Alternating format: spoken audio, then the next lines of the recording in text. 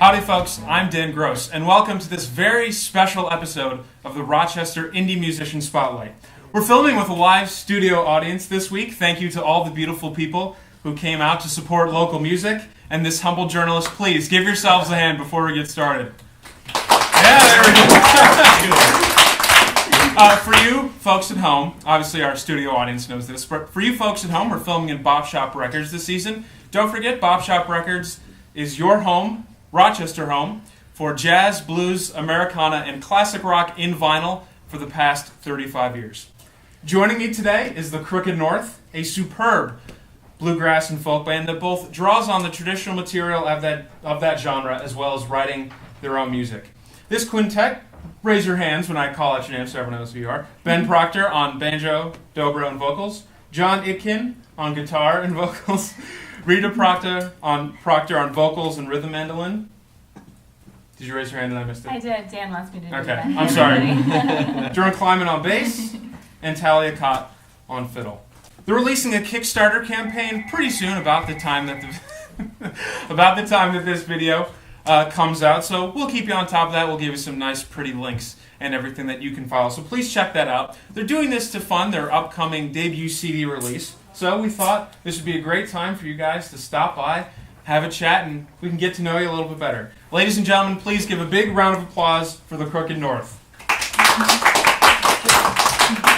So we're chatting a little bit about this before we got started. You said you've been around for about 3 years now, and from what I understand, you've had a bunch of different lineups. So if someone tell me, how did this start at the very beginning? Well, we haven't had a bunch of different lineups. Basically, about 3 years ago, it was January of 2013 or 2014. Jordan and myself and Rita we had to play a gig, but turned out it didn't work out, and we couldn't get all the members to go. And so I called up John. I said, "John, we have to throw this gig together at Abilene." And so we went to Abilene. It was probably about maybe at negative 10 degrees outside. The heat wasn't working in Abilene. Man. So everyone who came to see us was wearing their winter coats on the inside of the bar. Yeah. They forgot to turn the sound system on when we performed. So we were playing with, I think, only monitors, and but we played, and it just ended up being like a really special evening, and we just had a great time, and we thought, well, we should continue to do this. And about a year later, Talia joined the band, and so we've been playing together as a quartet since then. Yeah.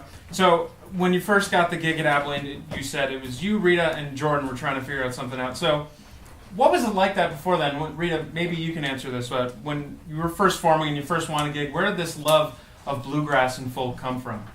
Well, Ben has a really strong background in traditional music. He has an undergrad in ethnomusicology. He's a banjo player, so there's that. And we all love the tradition. We love old time, we love bluegrass, but we really just love Americana too. It's a huge, huge influence on our music. And John and Ben are the songwriters, so when these guys got together, it was just like magic. And it's been really great to see the progression of the original tunes since then. So I'm actually going to point this a little bit more towards the string players, if you don't mind. So, so Jordan and you're all string players, but the biggest string is the one you can play with the bow. So are inclined. Oh, we see where you're going. You can't play with the bow. Well, now I wanted to ask you guys because it seems like between you two, there's the biggest age gap. It would seem, but the reason I asked is because it seems like you have a fun time doing this. So what was it kind of like for you guys to sort of come in and join all the other string players? Well, you mean the age gap between Talia and I? Yeah. I don't even think about it. Yeah. I mean, we're friends on an even level. And I don't think the age thing really enters into it here. We all share a pretty similar sense of humor, and just we get along great. And I think something about this style of music for me particularly, I grew up playing bluegrass and old time music. My mom had a band, and I've been playing since I was like 12 or 13. And actually in high school, I played with a bunch of bluegrass bands, all with older guys. Yeah. So I was like playing in bars when I was like 13, and it was fine. No, but I mean, for me, this style of music is timeless in a sense, and I think that applies to the people that I play with too. I really enjoy making music with these people, and I'm really lucky to be here. You guys draw on a huge catalog of stuff. I mean, folk and bluegrass has been around for as long as America has. So when you're sitting down deciding to do tunes, well, I mean, what's the process like? John, you and Ben are the songwriters, but how do you find a balance between doing the traditional stuff and writing your own material? One thing that we do is that we play an enormous amount of songs. We try them on, we see how they feel, we take our time, we kind of let the best ones settle out. Mm-hmm. I think there's a different process between writing and picking traditionals and covers. Traditionals come from anywhere. We're voracious listeners, Mm-hmm. so we're constantly keeping an ear out for interesting tunes we want to bring to the band, stuff that we feel like just connects with our musicality. Mm-hmm. And we love, one of my favorite personal things to do is to bring in unexpected songs, like we cover a Bruce Springsteen song and the Tom Waits song, Mm-hmm. and put a very bluegrass twist on them, which is very fun. I think that for me, I absolutely love leaving a mark on a song Mm-hmm. versus just trying to fall into a traditional arrangement. To me, that's very fun. Yeah. I'm glad you said that, because even when you guys do the traditional stuff, it doesn't always fit into the box. And I know that bringing your own original music too kind of helps develop a unique sound. So what's the process of just figuring out to try to put your own stamp on these things without just sounding, we're going to sound like every bluegrass and folk band? I mean, what's that like in rehearsals when you're figuring that out? I don't think that... No, there's some laughter. I think that there's... we're not trying to sound different than other bluegrass or Americana groups. I mean, we just want to sound like ourselves, Mm-hmm. And that's just... It's funny. I mean, like we'll sing a song and it just like you either feel it or you don't. I mean, and if it feels right, you sort of dig into that feeling. You sort of dig into it just feels right underneath your fingers. It feels right in your voice. The lyrics, they feel like they have a presence in the room. And those things are really hard to explain, but in a lot of ways, that's your taste. It's your, everything that you've experienced kind of flows into that. And I think that so when we play songs as a band, it's like it's all of us together. We are the sound and the music, Yeah. And I think that we purposefully try to avoid trying to sound like other groups, because there's a certain pretension that goes along with that. Mm-hmm. And if you wanna have a band that is going to stick around for a while, you have ultimately you're chasing after your own voice and your own sound. So I think we try to do that. So that's both with originals and some older material as well. So when you bring in an original, do you all just sort of workshop it, or John and Ben, do you guys have more specific? Because you both play compositional instruments, you can figure out a lot. So do you come in with a very specific set of ideas, or is it just bare and everyone sort of contributes? The way we usually do it, Ben and I both write a lot. We have tons of material sitting around at any given time, and every so often we'll find some time to sit down together and just say, hey, what do you think of this? What do you think of that? Sometimes show up at a rehearsal, hey, I kind of was screwing around with this. What do you think? Yeah. We just we workshop it. We spend a lot of time on arrangements. I give Ben a ton of credit. He is a choir teacher, and he gets us going with these harmonies that really sound great. I feel it sounds great to be a part of it. For me, I could never do that on my own. Yeah. So we really, really try to work in arrangements. We'll bring in like these songs we play at 4 chords, 5 chords. We'll take some weeks or months to even to fine tune and perfect an arrangement. Yeah, I'm in talking about arrangements, I sort of wrote down here that especially your newer stuff, it has this sort of arranged feel. It doesn't just sound like you're just jamming over some chords. And on your Facebook page, you list a number of different influences you guys had, but the first one I wrote down when I first saw you guys was the Punch Brothers. You put in a lot of rock in. So what? That's sweet. So where? Sorry, Christy. We love you, We Chris. love you. Yeah. So you all obviously have the background in the bluegrass and the folk, but on this newer stuff, the rock sound kind of comes out too. And you mentioned your process is really organic. So is that something you strive for, or is it just sort of, hey, I got this rock and blues thing, let's... I think that, everybody in this group at some point was 16 years old in somebody's basement with Led Zeppelin playing really loud, and Probably not me. maybe not. But I certainly was, Mitzi Collins for you. and that stuff is inside. Yeah. Inside the Punch Brothers. They're probably one of the most versatile bands on the planet. I mean, they played everything from classical chamber music to sort of a hillbilly jamming bluegrass music, to now they're crossing over into indie pop, and they just did a record with T-Bone, and it's got drums on it, and electric guitar, and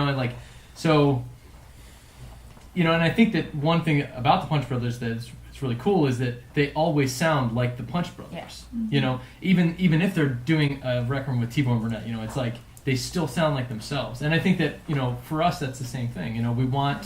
We have these influences, rock and roll, all kinds of Americana. I mean, anywhere from the Rolling Stones. So like I said, we played songs by Tom Waits and Bruce Springsteen, but also, we love the Stanley Brothers. Yeah. And the relationship between those things, I think is probably for us as musicians a little bit more easier to tap into than most audiences, which would consider those types of music to be totally different. Well, and I think there's also too like a bias about genre, and especially about bluegrass too. I remember we just played a gig at Bernacio's a few months ago, and I won't mention who it was, but he said, wow, I loved your show. I didn't think I'd ever like bluegrass. And the thing that's funny to me is that, I love bluegrass myself, but I think I bring my love of all of that classic historic recordings that we all listen to. And we kind of infuse our own energy into it. And I think that's exactly what the Punch Brothers do as well. People listen to them and be like, oh, I never thought I'd like bluegrass, but that's not necessarily what it is. I think it's a mix of different things in your background. And some of this just naturally will come from the instrumentation. You guys don't play. You play without a drum set, so you all have to kind of take some different rhythmic initiative. Each instrument has its part. The bass kind of holds down the low, and you all kind of fill it in differently. And I think even though there's no drum set, it still sort of sounds like a rock tune sometimes because your rhythmic involvement is just so good. So great. We're talking about some of the stuff that you're doing, some of your influences. So can someone kind of give me the details on your Kickstarter? When is it going to get... Wow. Okay. We all look at Rita. So, is this the developing more of the sound is something we can expect on it? Well, the interesting thing about the album, we're going to be going into temperamental recordings, and the interesting thing about it is that we've waited, the entire life of our band to do a studio recording, and that's because we have so many different original tunes, but we really wanted to sit down and say what just truly represents us as musicians, where is our heart at in this music, and we've called it down. We've got an amazing list of things that we want to bring to our fans. So I don't know that really we've changed a focus per se, but we've certainly, pulled some things out that we consider spectacular. You've kind of distilled what you do on a normal hour and a half gig to a studio. Yeah, and we'll do some traditionals on the album, but it's going to be like almost all original tunes, and it's very exciting. The Kickstarter is going to be coming out in November, so stay tuned. There's going to be some great rewards. Mike Brown, who runs Temperamental Recordings, he's an amazing Americana artist. We are super excited to hear what he's going to bring to this project. So we're like, can't wait. And we can't wait for our fans to be a part of it. We're really excited. Rita gave me a great lead-in. Don't forget to check out their Kickstarter. We'll have the links all set for you guys. Thank you so much for joining me. This is The Crooked North. I'm Dan Gross. Thank you so much for watching this very special edition of the Rochester Indie Musician Spotlight. We got a concert coming up right after this. These guys are very kind and are going to play longer than our usual 10 minutes of music, so they'll give our live studio audience a treat as well. Thank you so much for watching, and we'll see you soon. 1, 2, 3.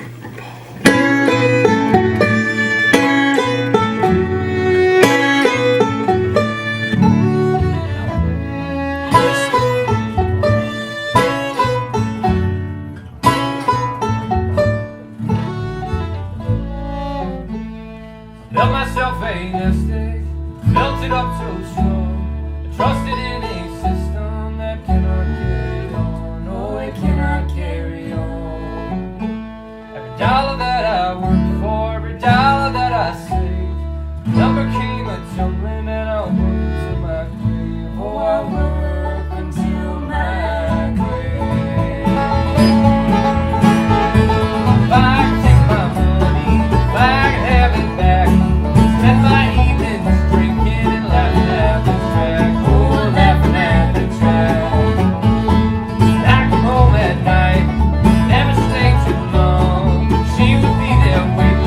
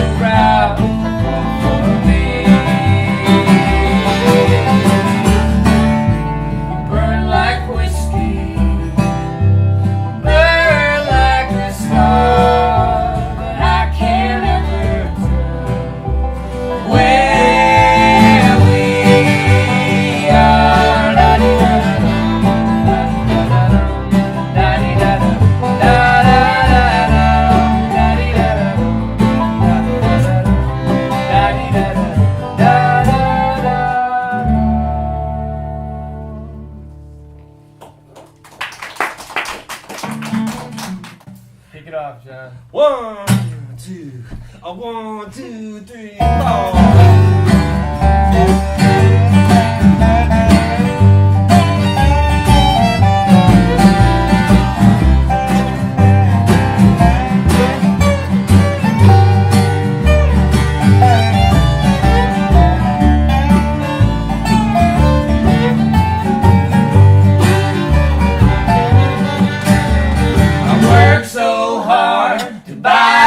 Pretty things.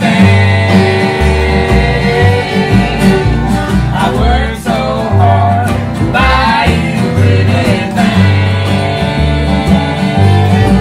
I sell my mortal soul to buy you diamond rings. You can't teach a diamond ring to shine.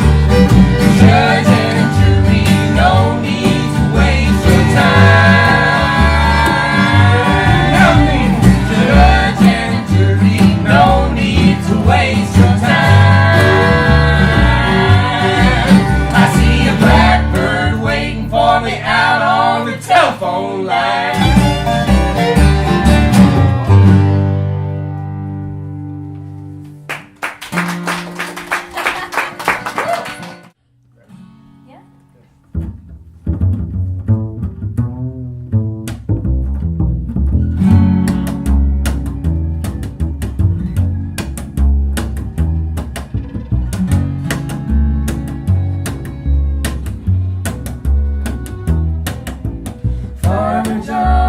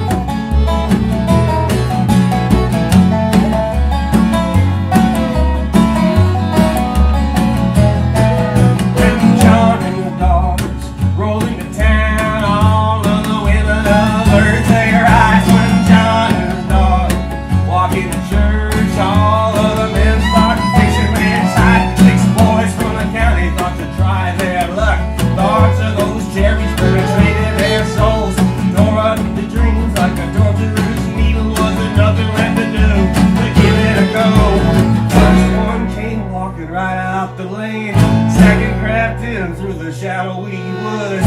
Third one stashed himself up in the barn. Fourth set a rendezvous outside of town. Fifth stowed away on the delivery truck. Sixth swam up by the old creek bend. And not a single one ever seen again.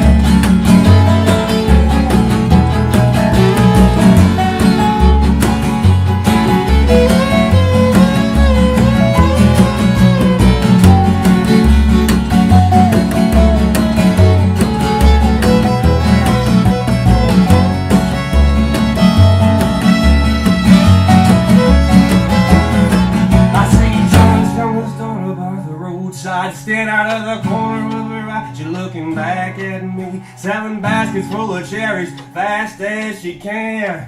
One little taste drop a man to his knees. I got this rusty old Chevy, got me fixing up.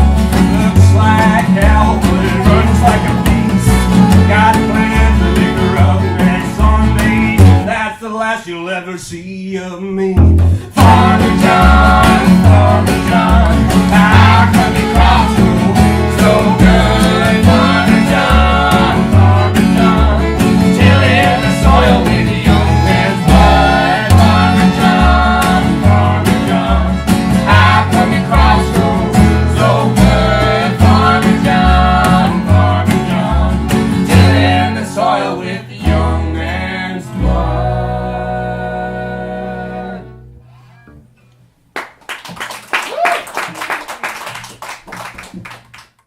1, 2, 3, 4.